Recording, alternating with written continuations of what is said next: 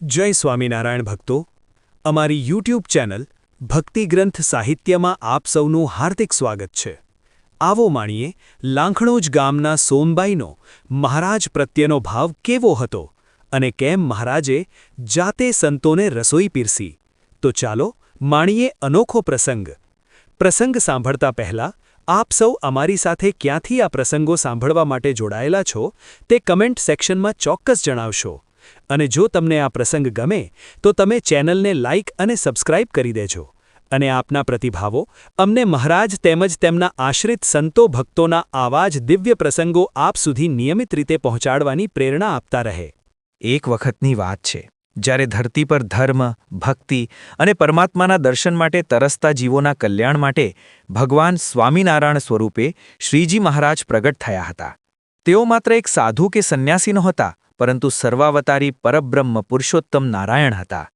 તેમનો દરેક શ્વાસ, દરેક પગલું અને દરેક લીલા જીવ માત્રના ઉદ્ધાર માટે હતી. તેઓ જ્યાં જતા ત્યાં પવિત્રતા ફેલાતી, હૃદયો શુદ્ધ થતા અને ભક્તિના બીજ ઉગતા હતા. એમ જ એક સમય હતો જ્યારે મહારાજ ગુજરાતના ગામોગામ વિહાર કરતા હતા અને ભક્તોના ઘરોમાં જઈને તેમને પોતાના દર્શનનો લાભ આપતા હતા. એક દિવસ તેઓ કરજીસંગ નામના એક નાના પરંતુ પવિત્ર ગામમાં પધાર્યા.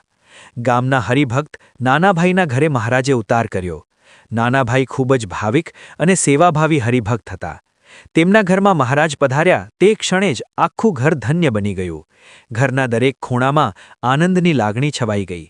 પરિવારના દરેક સભ્યના ચહેરા પર અવર્ણનીય આનંદ ઝળકતો હતો. મહારાજ ઓરડામાં ઢોલિયા ઉપર બિરાજમાન હતા.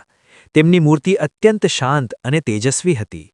તેમના ચહેરા પર દિવ્ય સ્મિત ઝળકતું હતું. આંખોમાં કરુણા અને પ્રેમ ભરેલો હતો. આસપાસ સંતો અને હરિભક્તો ભેગા થઈને મહારાજના દર્શન કરી રહ્યા હતા અને પોતાના જીવનને ધન્ય બનાવી રહ્યા હતા. એ સમયે ગામમાં આ સમાચાર ઝડપથી ફેલાયા કે શ્રીજી મહારાજ નાનાભાઈના ઘરે પધાર્યા છે. લોકો પોતાના કામધંધા છોડી દોડી આવ્યા. કોઈ હાથમાં ફળ લઈને આવ્યો, કોઈ મીઠાઈ લઈને આવ્યો, તો કોઈ માત્ર દર્શન કરવા માટે આવ્યો. દરેકના હૃદયમાં એક જ ભાવ હતો કે મહારાજને રાજી કરવાના છે. આ દરમિયાન લાંઘણોજ ગામની ભાવસાર જાતિની એક ભક્તિપૂર્ણ સ્ત્રી સોનબાઈને પણ આ સમાચાર મળ્યા. સોનબાઈ ખૂબ જ ભક્તિમય સ્વભાવની હતી. તેના હૃદયમાં મહારાજ પ્રત્યે અતિશય પ્રેમ અને શ્રદ્ધા હતી. જ્યારે તેને ખબર પડી કે મહારાજ કરજીસણમાં પધાર્યા છે ત્યારે તેનો આનંદ કાબૂમાં રહ્યો નહીં. તેણે તરત જ વિચાર કર્યો કે મારે મહારાજને કંઈક પ્રેમથી અર્પણ કરવું છે. તેણે પોતાના ઘરે જોઈને વિચાર્યું કે શું લઈ જવું. ત્યારે તેની નજર કેરીના અથાણા પર પડી. આ અથાણું તેણે ખૂબ પ્રેમથી બનાવ્યું હતું. તેમાં મહેનત પણ હતી અને લાગણી પણ હતી. તેણે વિચાર્યું કે આ અથાણું મહારાજને ખૂબ ગમશે અને તે તરત જ 4 શેર જેટલું અથાણું લઈને કરજીસણ તરફ નીકળી પડી. માર્ગમાં ચાલતી વખતે તેના મનમાં એક જ વિચાર ચાલતો હતો કે આજે મને મહારાજને રાજી કરવાનો મોકો મળ્યો છે. તે ઉત્સાહ અને આનંદથી ભરાઈ ગઈ હતી. થોડા સમય પછી તે નાનાભાઈના ઘરે પહોંચી. ત્યાં ઘણા હરિભક્તો ભેગા હતા. સોનબાઈ ધીમે ધીમે આગળ વધી અને મહારાજ સમક્ષ આવી ઊભી રહી. તેણે નમ્રતાથી માથું નમાવ્યું અને ખૂબ ભાવપૂર્વક તે અથાણું મહારાજ સમક્ષ મૂકી દીધું. મહારાજે જ્યારે સોનબાઈને જોયા ત્યારે તેમની નજર સીધી તેના હૃદયના ભાવ પર ગઈ. તેમને ખબર પડી ગઈ કે આ ભક્તિ કેટલી નિષ્કપટ અને શુદ્ધ છે. મહારાજ તરત જ પ્રસન્ન થયા. તેમણે કોઈ વિચાર કર્યા વગર તે અથાણું પોતાના થાળમાં લઈ લીધું અને જમવા લાગ્યા. આસપાસ બેઠેલા હરિભક્તો આ દ્રશ્ય જોઈને આશ્ચર્યમાં પડી ગયા, કારણ કે 4 શેર અથાણું ખૂબ જ વધુ હોય. છતાં મહારાજ આનંદથી જમતા રહ્યા.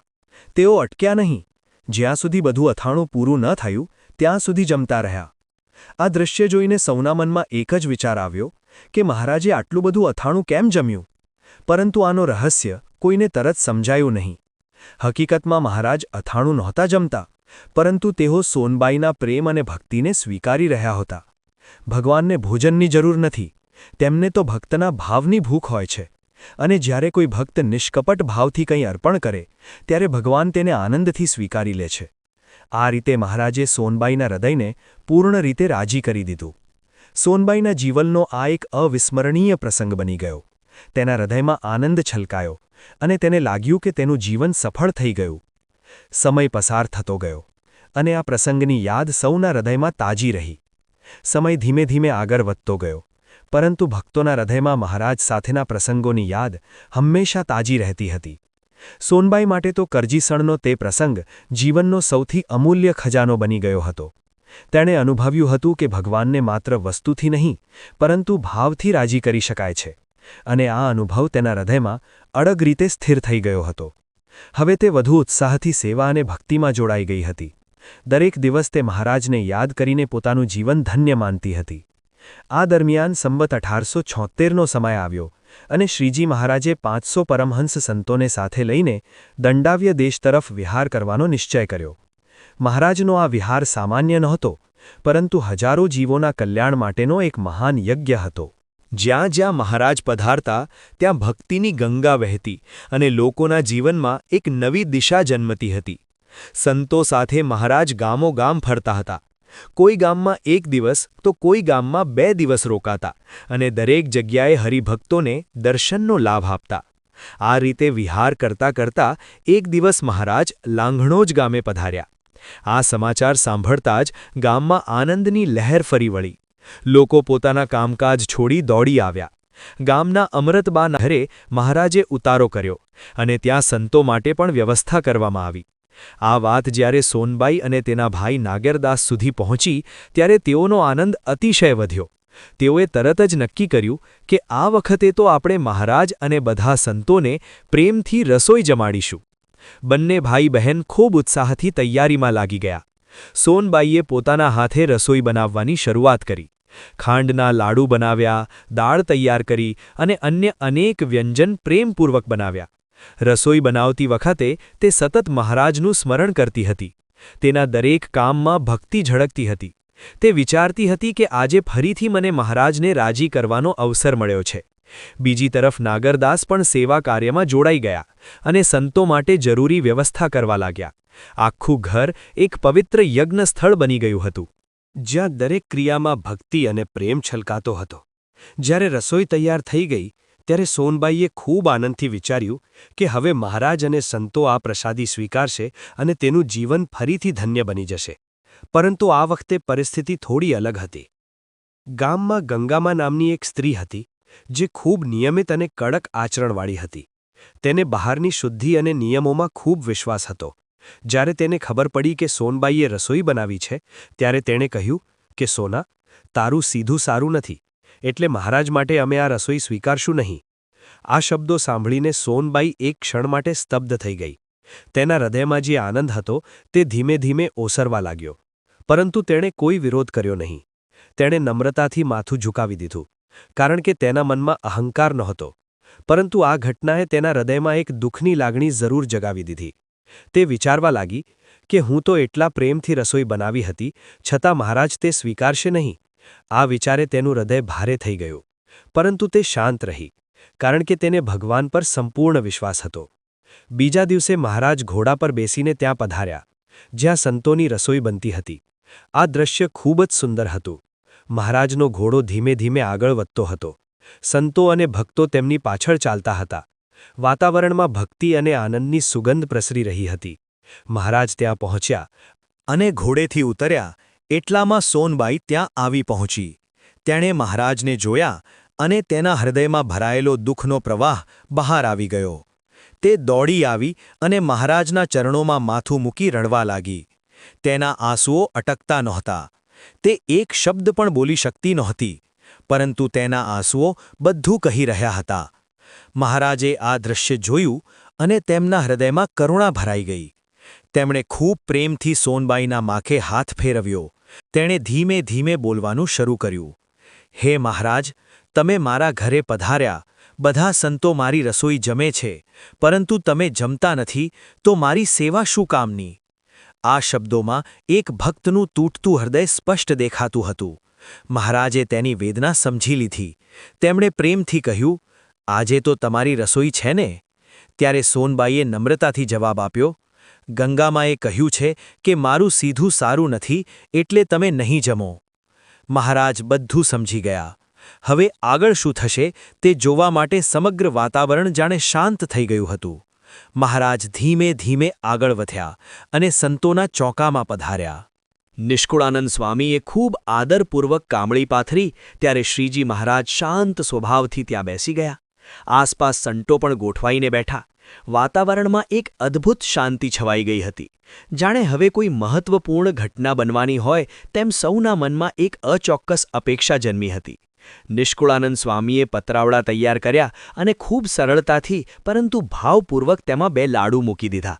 ત્યારબાદ રામપાત્રમાં અડદની દાળ ભરીને મહારાજ સમક્ષ ધરી. મહારાજે કોઈ વિલંબ કર્યા વગર જમવાનું શરૂ કર્યું.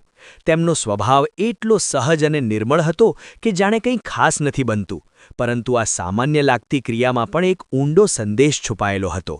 મહારાજ ખૂબ શાંતિથી તે લાડુ અને દાળ જમવા લાગ્યા. સંતો પણ આ દ્રશ્ય નિહાળી રહ્યા હતા અને દરેકના મનમાં એક જ વિચાર ચાલતો હતો કે મહારાજ આ રીતે કેમ જમતા હશે. આ દરમિયાન આ સમાચાર ગંગામાં સુધી પહોંચ્યા કે મહારાજ તો જમવા બેસી ગયા છે. આ સાંભળતા જ ગંગામાં એકદમ ઉતાવળમાં આવી ગઈ. તેને અંદરથી લાગ્યું કે અરે, મહારાજ તો મારી તૈયાર કરેલી રસોઈ વગર જ જમવા બેઠા. હવે તેના મનમાં થોડો અફસોસ પણ થયો અને થોડું ગૌરવ પણ તૂટ્યું. તેણે તરત જ દામોદર ભક્તને બોલાવ્યા અને કહ્યું કે જલ્દીથી થાળ લઈને મહારાજ પાસે જાઓ અને તેમને કહો કે આ થાળ જમો. દામોદર ભક્ત ઉતાવળમાં થાળ લઈને દોડી ગયા. તેમના હાથમાં ભરેલો થાળ મહારાજ સમક્ષ ધરીને તેઓ નમ્રતાથી બોલ્યા, મહારાજ, આ થાળ જમો. હવે સૌની નજર મહારાજ પર હતી કે તેઓ શું કરશે.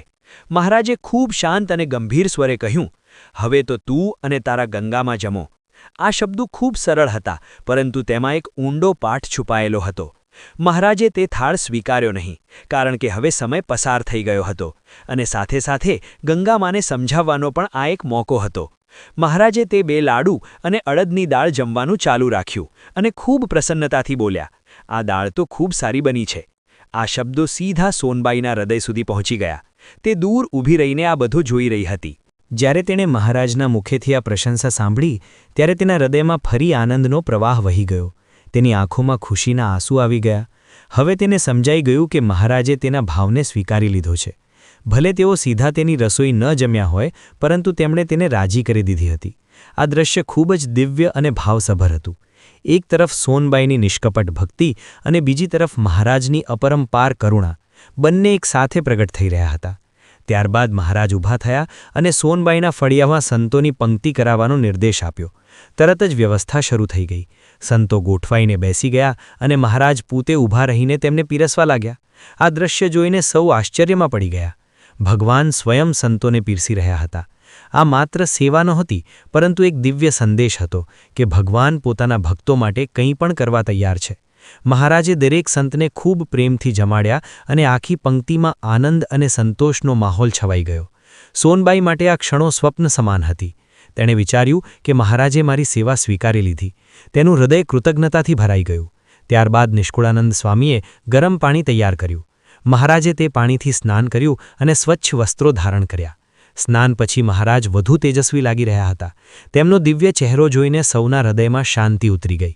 પછી મહારાજ ઘોડા પર બેસ્યા. સંતો પણ તેમની સાથે ચાલવા લાગ્યા અને આ રીતે તેઓ ફરીથી પોતાના વિહાર માટે નીકળી પડ્યા. ગામના લોકો તેમની પાછળ નજર કરતા રહ્યા અને મનમાં પ્રાર્થના કરતા રહ્યા કે મહારાજ ફરીથી આવજો. આ રીતે વિહાર કરતા કરતા મહારાજ અનેક ગામોમાં ગયા અને ભક્તોને આનંદ આપતા રહ્યા. અંતે તેઓ ગઢપુર પધાર્યા, જ્યાં ફરી એકવાર ભક્તો સાથે દિવ્ય લીલાઓ શરૂ થઈ. આ સમગ્ર પ્રસંગ માત્ર એક ઘટના નહોતો, પરંતુ ભક્તિનો એક જીવંત પાઠ હતો, જેમાં બતાવવામાં આવ્યું કે ભગવાન માટે સૌથી મહત્વનું શું છે: નિષ્કપટ ભાવ અને સચ્ચો પ્રેમ. સોનબાઈએ બતાવ્યું કે સાચી ભક્તિ શું છે અને મહારાજે બતાવ્યું કે ભગવાન કેવી રીતે પોતાના ભક્તને ક્યારેય નિરાશ નથી કરતા અને હંમેશા કોઈને કોઈ રીતે તેને રાજી કરી દે છે. આ રીતે આ કથા ભક્તિ માર્ગના સાધકો માટે એક અમૂલ્ય માર્ગદર્શન બની રહે છે. આ ચારિત્ર્ય માત્ર એક વ્યક્તિની કથા નથી, પરંતુ ભક્તિ, ક્ષમા અને વિશ્વાસની અમર ગાથા છે. જો તમને આ વિડિયો ગમ્યો હોય તો નીચે કોમેન્ટ સેક્શનમાં અમને ચોક્કસ જણાવશો. આપના પ્રતિભાવો અમને મહારાજના આવા જ દિવ્ય ચરિત્રોને વધુ સારી રીતે આપ સુધી પહોંચાડવા માટે પ્રેરિત કરતા રહે છે. અને આવા જ શ્રી હરિના ચરિત્રો નિયમિત સાંભળવા માટે અમારી ચેનલને સબસ્ક્રાઇબ અને અન્ય ભાવિક ભક્તજનો સાથે શેર કરવાનું ભૂલશો નહીં. જય સ્વામિનારાયણ.